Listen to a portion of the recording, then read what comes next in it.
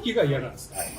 何よりも飛行機がダメだ。若い頃にアメリカに行ってアメリカの国内線に乗った時に、もうこれ落ちるに決まってるわぐらいひどいんですよ。揺れが小さい。小さい小さいやつはね。めっちゃトラウマですそれが。揺れるんや。怖くて怖くて。ああ、なるほどね。結構ありましたけどね。だから昨日とかの飛行機なんてもう揺れないじゃん。全然揺れてない。全然大丈夫だなと思うんだけど、で最後さ寝てないので、寝てる間に着陸したんですよ。ゴーンって。叫んだ聞こえましたでその声。聞こえた。聞こえました。こいつ3つぐらい前にいたら聞こえたんだ。めっちゃ聞こえまでした。もう周りから嫌やからね。めちゃくちゃおもろいっすね。社長だと思って。聞こえた。聞こえましもうめっちゃ恥ずかしかった俺。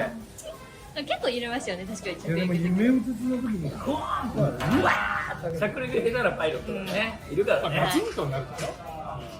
うまい人もスーって言うさ。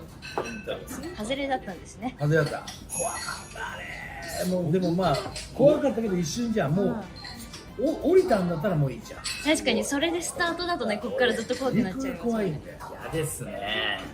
岩井さんの意外な弱点、飛行機なんですよ。だって福岡とかも6時間ぐらいかけて新幹線なんですよ。なんではい。福岡新幹線でそうです。熊本も。うん。 1時間半だよ。はい。いや、深いな。だから北海道と沖縄だけしょうがなくて。福岡の飛んでる飛行機なんてでかいからさ、そんなしかも福岡近いしね。市街地に。うん。だけど新幹線だよな。あと新幹線ならタバコ吸えるっていうメリットありますよね。